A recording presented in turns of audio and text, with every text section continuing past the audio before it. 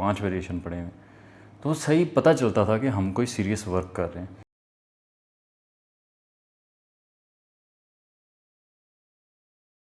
आज सुबह सुबह मुझे कोई 6 बजे भूख लग गई है बड़े अरसे बाद, तो मैं बना रहा हूँ बड़ा हैवी किस्म का प्रोटीन शेक। बड़ा साइज़ मैंगो है, 2 बनाना है।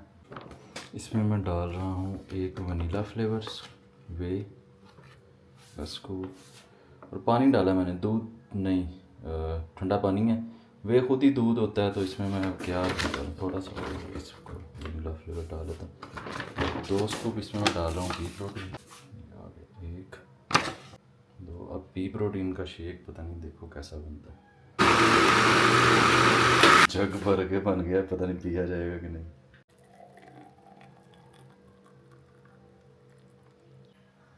बना तो अच्छा है लेकिन बन बहुत ज़्यादा गया। ये मैंने बड़ी मुश्किल ख़त्म किया, जग पूरा रखने की भी वो नहीं थी। मैंने कहा रात तक बुकिंग हो गई मेरी तो खाने पीने की।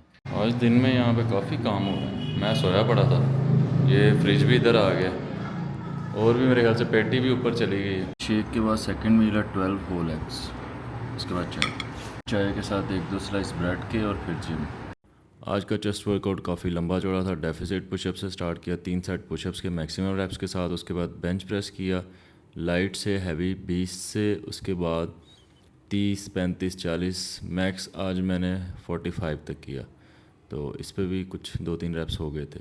तो उसके बाद इंक्लाइन में मैंने दोनों तरफ 30-30 incline bench press 3 set same weight के साथ किए। उसके बाद डंबल्स, इंक्लाइन डंबल्स 35-35 के डंबल्स हैं, 3 सेट सेम वेट के साथ किए। उसके बाद डंबल प्रेसेस फ्लैट, इसमें मैंने सिर्फ एक पोजीशन पे किए हैं, पहले मैं इसके भी मल्टीपल वेरिएशंस करता था। उसके बाद बटरफ्लाई 3 सेट सेम वेट पे मैक्सिमम जितना भी स्टैक था। उसके बाद जो है cable cross high to low 3 set, medium to heavy, उसके बाद low to high cable cross 3 set किए। इसके भी मीडियम टू हैवी जितना मैं पुल कर सका उतना मैंने किया। उसके बाद जो है पुलोवर्स के 3 सेट किए। चेस्ट की कोई ख़ास एक्सरसाइज नहीं है, लेकिन मुझे फिनिशर एज अ फिनिशर इसको करने की आदत है। टी फिट की शर्ट, जब भी आप टी फिट से कोई क्लोथिंग बाय करें तो कोड इमरान 10 चेकआउट पे ज़रूर यूज़ किया कर लिया करें, उससे आपको भी एक डिस्काउंट मिलेगा छोटा सा और मुझे भी कमीशन मिलेगा। और ये कंडीशन ठीक चल रही है। वर्कआउट जो है वो इतना मुझे तो समझ में नहीं आता कोई और तरीका। मैं तो वर्कआउट जो वेरिएशंस हैं वो जब तक बहुत ज़्यादा ना हो, मेरा वर्कआउट जो है वो सेटिस्फैक्ट्री नहीं होता। रिसेंट मेरे वर्कआउट्स जो हैं वो छोटे ही चल रहे थे, तो मैंने आजकल कोशिश करता रहता हूँ कि मैं उसको जो है दोबारा अपने उसी वॉल्यूम पे लेकर आऊँ। कोई कहता है इंटेंसिटी, कोई कहता है वॉल्यूम, मैं कहता हूँ इंटेंस वॉल्यूम, दोनों चीज़ें मैक्स आउट करनी चाहिए। तो ये मैं डिफरेंट दूसरे एंगल से आ गया। हाँ, तो ये लेट सेपरेटेड हैं, ओब्लिक साफ़ हैं, और ये मैं चेस्ट की उसके लिए थंबनेल निकालने की कोशिश कर रहा था। नीचे से लाइट आ रही है, इसका मतलब है नवीद अंदर बैठा अभी काम कर रहा है। ये भाई लगा हुआ है, इसने पाइप तो ख़त्म कर दी है, ये रहते हैं, ये सारा ढेर लगा हुआ है।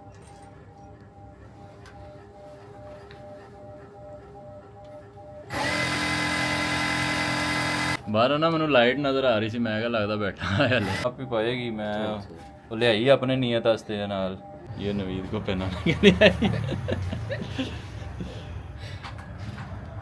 सही है, आपको ही अच्छी लगेगी। हाँ, ये भी वैसे सही प्राइस ये में फिर मिली मुझे है। बता दो, मैं कल फिर अली भाई के साथ जाके चेंज करा लाऊंगी, नवीद के लिए वो स्ट्रेट फिट ले आऊंगी फिर, या आपके लिए 30 नहीं आप मेरे लिए रहने दो, 3 बज गए अभी तक लगा हुआ है। कल भी मैं जा रहे हैं नवीद, मैं कहा मैं जा रहे हैं। अल्लाह हाफिज़।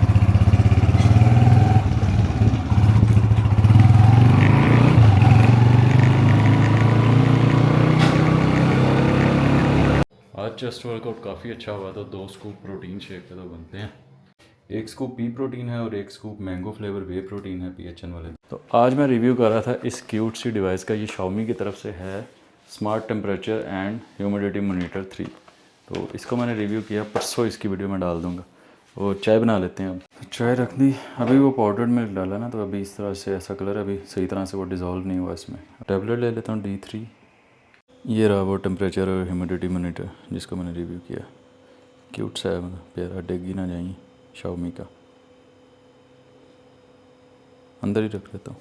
अभी यहाँ पे रख रहा हूँ अलमारी के ऊपर, बड़ा हो गया जब टेबल लूँगा ना उस पर रखूँगा।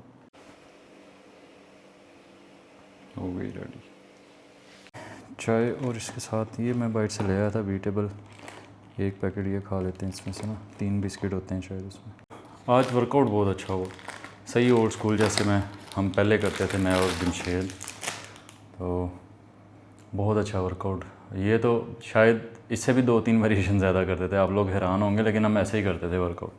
तो हमने बल्कि रोज़ों में ना हमने रोज़ा रखा होना और 2 घंटे पहले जिम में जाना अफ्तार से, और सही बैंड बजानी जिम की। हमारा जो उस्ताद होता था ना सुबह, ओ जाओ दफ़ा हो, जो मरना जाना इधर के रोज़े में मेरे जिम में ना।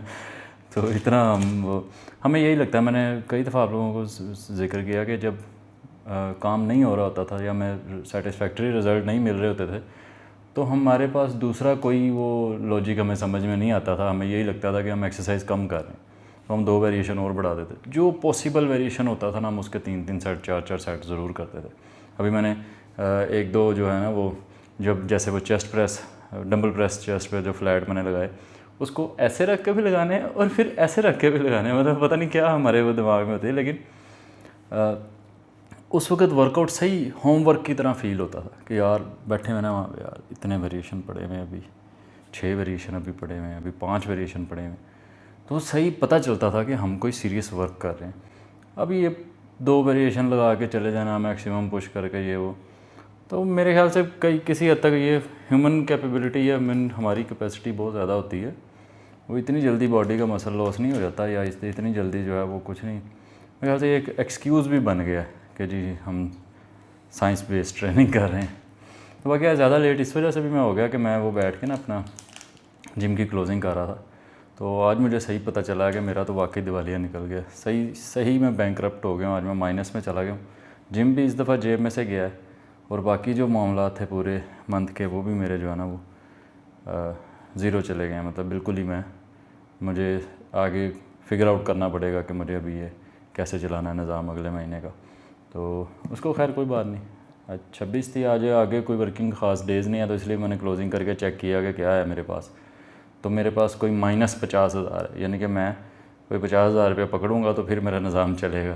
तो खैर कोई नहीं, फर्स्ट से नए सिरे से स्टार्ट करते हैं, चीज़ों को थोड़ा सा कंट्रोल करता हूँ। एक्सपेंसेस वगैरह ये मेरे लैब्स में बहुत ज़्यादा हो गए, ज़्यादा इसने मुझे जो है ना वो बड़ा फटका मारा है। मुझे लगता है कि इस ईद की मेरी यही कुर्बानी थी। पता नहीं क्यों मुझे लग रहा था कि मैं इस दफ़ा बेड भी ले लूँगा, पर्दे लगवा लूँगा, ये पता नहीं क्या लास्ट टाइम, या तो मैंने हिसाब को ही गलत कर दिया पिछली दफ़ा, पता नहीं क्या हुआ, समझ नहीं लगी। मैं गया तो हत्थों देने पैर जो है वो थोड़ा स्मार्टली नेक्स्ट मंथ हैंडल करने की कोशिश करूँगा कि उसमें जो है ना वो कवर हो जाए इंशाल्लाह। तो बस यही है रैट रेस हमारी, इसमें से हम जितना निकलने की कोशिश करते हैं ना, हमें पता ही नहीं चलता, हम उतना ही इसमें फंसते जाते हैं।